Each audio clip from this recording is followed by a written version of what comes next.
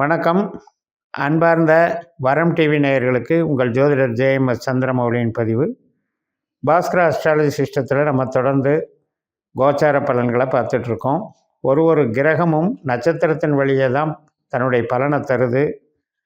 அதுபோக நம்ம சிஸ்டத்தில் நம்முடைய ஜனன ஜாதகத்தை உபநட்சத்திரங்களை கண்டுபிடிச்சி கணிச்சு அதன் வழியாகத்தான் நம்ம பலன்களை பரிசீலனை பண்ணும்போது நம்ம கேட்குற கேள்விகளுக்கு சரியான பதிலளிக்கும் அப்படிங்கிற முறையில் நம்ம தொடர்ந்து பயணிச்சிட்ருக்கோம்.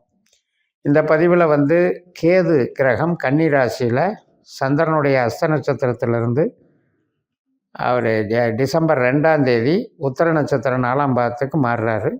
இது ஜனவரி வரைக்கும் அந்த 4ஆம் பாதத்தில் கேது இருப்பார். அதற்கான பலன்களை தான் நம்ம 12 லக்னத்திற்கும் இந்த பதிவில் பார்க்க இருக்கோம். இப்போ ரிஷப லக்னத்திற்கு கேதுவனுடைய நேச்சர் அப்படிங்கிறதெல்லாம் இப்போ நம்ம பார்க்கும்போது 5ஆம் இடம். இந்த 5ஆம் இடம்ங்கிறது ஆட்டம் பாட்டம் கொண்டாட்டம் ரசிப்புத்தன்மை கலைகள் நம்முடைய ரிலாக்ஸேஷன் குழந்தைகள் ஆழ்ந்த அறிவுன்ற ஒரு விஷயமும் இருக்குது. 5 இப்போ க்ரியேட்டிவிட்டி வச்சு நிறைய கேம்ஸ் விளையாடுறது க்ரியேட்டிவிட்டியில் ஒரு டிசைனிங் பண்ணுறதெல்லாம் 5ஆம் இடம்தான். சினிமாவிலையும் இது மாதிரியான டிசைனிங் அனிமேஷன் இதெல்லாம் 5ஆம் இடத்துக்கு சம்மந்தப்படும். ஏன்னா அது புதனுடைய வீடு கன்னிராசி, அங்கே தான் கேது இருக்க. கேதுவும் புதனை போல் பலன் கொடுக்குறவர் தான். அப்படிப்பட்ட இது கலைகள் சார்ந்து நமக்கு ஒரு ஈடுபாட்டை டெவலப்மெண்ட்டை பண்ணுவார். சூரியனுடைய நட்சத்திரத்தில் அந்த போகக்கூடிய நாள் டிசம்பர் 2. இப்போ அந்த ஒரு பாதத்துக்கு மட்டும் நம்ம இந்த பதிவில் கணக்கில் எடுத்துக்குவோம். ஜனவரி 1ஆம் தேதி வரைக்கும் அந்த உத்தரம் 4ஆம் பாதத்தில் இருக்கிறதுனால அந்த 4ஆம் பாதத்திற்கு உண்டான பலனை நம்ம பார்க்கணும். இப்போது அந்த சூரியன் அப்படிங்கிறது நமக்கு என்ன அப்படின்னா, ஒரு வீடு கட்டுறது, வாகனம் வாங்கிறது, உற்பத்தி சார்ந்த தொழில்கள் பண்ணுறது, கவர்மெண்ட் சம்மந்தப்பட்ட வேலையில் பதவிகளில் இருக்கிறது, இது எல்லாம் குறிக்கிற கிரகம் தான் சூரியன். அப்படிப்பட்ட விஷயத்தில் இந்த கேதுவனுடைய அட்டாச்மெண்ட்டுங்கிறது பார்த்திங்கன்னா, ஏதாவது ஒரு மறைமுக தொல்லைகள், ஒரு கலகங்கள் குழப்பங்கள் அதிகரித்தாலும் கூட நம்ம அதை பொருட்படுத்தாமல் டிசிப்ளின் அண்டு ரெகுலேஷன் அப்படிங்கிறது என்னென்னா, சட்டவிரோதம் இல்லாமல் சட்டப்படி நடக்கிறது, அதை மட்டும் அவாய்ட் பண்ணிட்டுனா நமக்கு பாதிப்பு இல்லாமல் கொண்டு போயிடும். இந்த 2 பேர் காம்பினேஷனும் கரெக்டாக போகிறவங்களுக்கு ஒரு நல்ல பவர் கொடுக்கும். ஆன்மீக வழியில் போகிறவங்களுக்கு spiritual activities, yoga, physiotherapy, exercise மற்றும் நமக்கு மனம் சார்ந்த உடல் சார்ந்த அத்தனை பயிற்சிகளும் நமக்கு நன்மை தரும். அப்படிப்பட்ட வகையில் நம்ம வடிவமைச்சுக்கணும். அப்போ நமக்கு ஆத்மா பீடைங்கிறது ஏற்படாது. ஆத்மாங்கிறது என்ன, 5ஆம் இடம். அது ஆழ்மனதுன்னு சொல்லக்கூடியது. அங்கே குழப்பம் யாருனால வருது, கேதுனால தான் வருது. அப்போ அந்த குழப்பங்களை தவிர்க்கணும்னா அந்த ஞானகாரகனான கேதுவை நம்ம நல்ல முறையில் பயன்படுத்தணும். பாசிட்டிவ் அப்படின்ட்டு எடுக்கும்போது அந்த கேதுவனுடைய தன்மைகள், கேதுனாலே அதிதேவதை விநாயகர். இப்போ சூரியனோட மெர்ஜாகிறார். அப்போ ஒரு இடம் சார்ந்து, ஒரு வாகனம் சார்ந்து, ஒரு உற்பத்தி சார்ந்த தொழில் சார்ந்து இவரெல்லாம் நன்மைகளை கொடுப்பார். அதில் ஒன்றும் பாதிப்பு கிடையாது. பட் நம்ம கொஞ்சம் ஆசிலேஷன் மைண்டோட வேறு மாதிரியான டீவியேஷனான வேலைகளுக்கு போகக்கூடாது. ஒழுங்காக சட்டத்தின்படி இருக்கும்போது நமக்கு அந்த வேலைக்கு சப்போர்ட் பண்ணும்.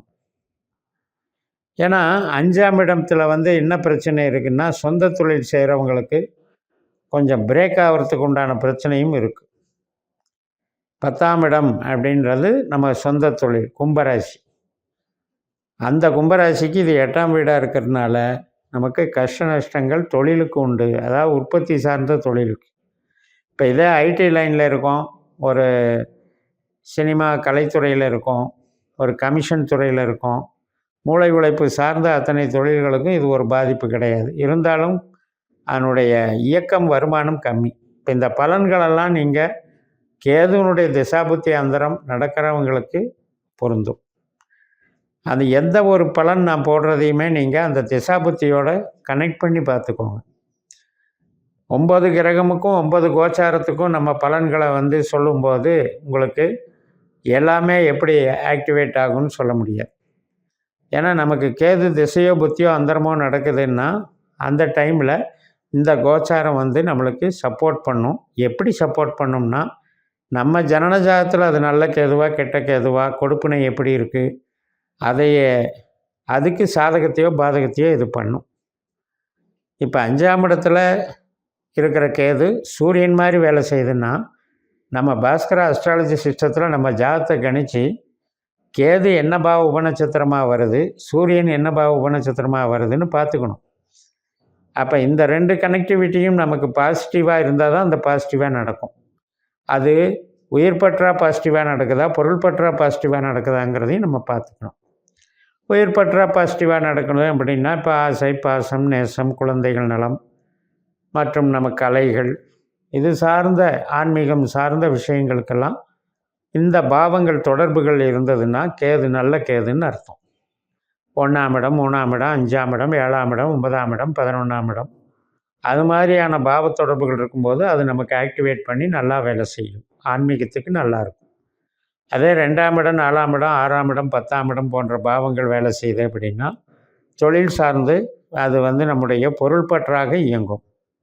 ஒரு பணம் போட்டு பணம் பண்ணுறது, ஒரு பொருள் சார்ந்து ஒரு டெவலப் பண்ணுறது, மேனுஃபேக்சரிங், ட்ரேடிங் இதுக்கெல்லாம் உதவும். அப்படி இப்போ கேதுன்னா மருத்துவ கெமிக்கல்னு கூட நமக்கு ஒரு பொருள் உண்டு. அப்போ ஒரு கெமிக்கல் இண்டஸ்ட்ரீஸ் நடத்துகிறவங்களுக்கும் இது பொருந்தும்.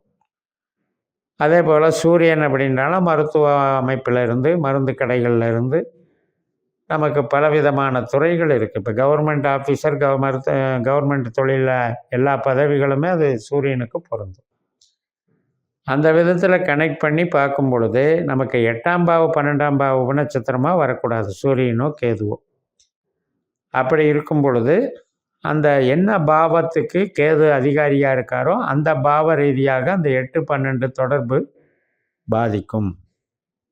அது என்ன பாதிக்கும் அப்படின்னா 8ஆம் இடம் 12ஆம் இடம் அப்படின்னா கஷ்ட நஷ்டம், வலி, வேதனை, செலவுகள், நம்பி ஏமாறுறது, இப்போ ஒரு தொழில் செய்ய முன்னேறவே முடியாமல் இருக்கிறது, படாத பாடுபடுறோம், எனக்கு கேது திசை வந்ததுலேருந்து டெவலப்பே ஆக முடியல, மேலும் மேலும் கஷ்டம்தான் வருது, மேலும் மேலும் கடன் தான் எச்சாகுது, ஒரு வளர்ச்சியே கிடையாது அப்படின்னா நமக்கு கேது வந்து நல்ல கேதுவாக இல்லைன்னு அர்த்தம்.